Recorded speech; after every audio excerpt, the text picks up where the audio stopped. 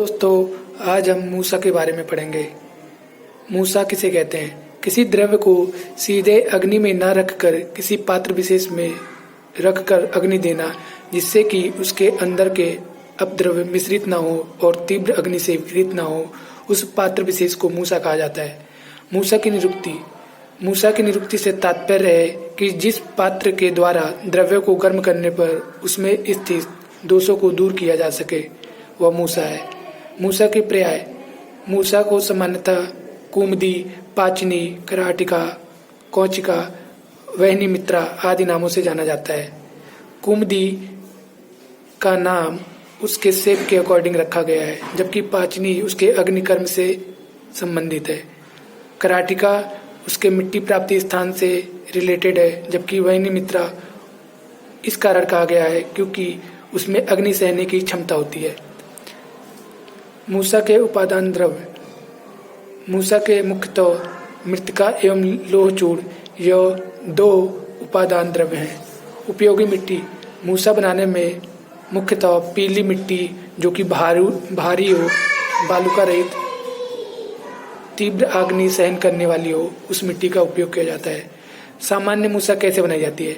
इसे बनाने के लिए भूसा सामान्यतः यह जले रूप में लिया जाता है। जूट के रेसे, लकड़ी के कोयले का चूर्ण, घोड़े की लीद आदि का एक एक भाग लिया जाता है और 4 भाग मूसा बनाने के लिए जो उपयोगी मिट्टी होती है उसको लेकर इमाम दस्ते में बारीक पीस कर मिलाते हैं और उसका बारीक चूर्ण बनाते हैं। इसे ही सामान्य मूसा कहा जाता है।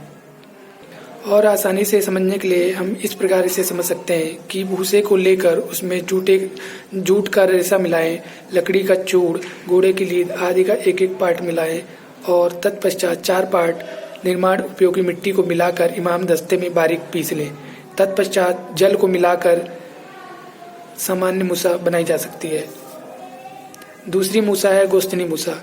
इसमें उपादान द्रव्य जैसे कि मृत्तिका, लोह चूर्ण को मिलाकर गाय के स्तन के समान लंबी गोल मूसा बनाएं और जिसका ढक्कन सिकाकार हो, इसी को गोस्तनी मूसा कहा जाता है।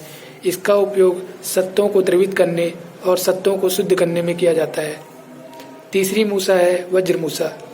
वज्र मूसा बनाने के लिए मिट्टी के 3 पार्ट में जूट के रेशे का 2 पार्ट, घोड़े की लीद 2 पार्ट, गाय का भूसा 1 पार्ट, खड़िया मिट्टी 1 पार्ट एवं लोह चूर्ण आधा पार्ट मिलाकर इसे कूटकर मूसा बनाते हैं। इसी को वज्र मूसा कहा जाता है।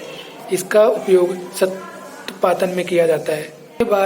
इसके बाद अगली मूसा आती है महामूसा। महामूसा जो होती है उसके नीचे का भाग संकीर्ण होता है। ये एल्बो जॉइंट के सादृश्य संकीर्ण होता है और ऊपर का भाग विस्तृत होता है और देखने पर बैगन की तरह स्थूल होता है। इसे ही महामूसा कहा जाता है। इसका उपयोग सत्तों के द्रावण में, लोह के द्रावण में और सत्वपुट देने में यूज होता है। ब्रक सत्व निष्कासन में भी इसका उपयोग किया जाता है। अगली मूसा है योग मूसा। योग मूसा से तात्पर्य है कि इसमें कोयले की राख, भूसा, काली मिट्टी, दीमक मिट्टी जिसे कि वाल्मीकि मिट्टी कहा जाता है और विट द्रव्य आदि को समान मात्रा में लेकर कूटकर पीसेंगे। तत्पश्चात मूसा बनाएंगे और उसके अंदर और बाहर विट का लेप कर देंगे। इसे ही योग मूसा कहा जाता है। योग मूसा का उपयोग पारद को सिद्ध करने में किया जाता है, जो कि विशेष गुणकारी होता है इससे। अगली मूसा है वृंताक मूसा। वृंताक से तात्पर्य है बैगन। इसका जो आकार होगा वो बैगन के सादृश्य होगा।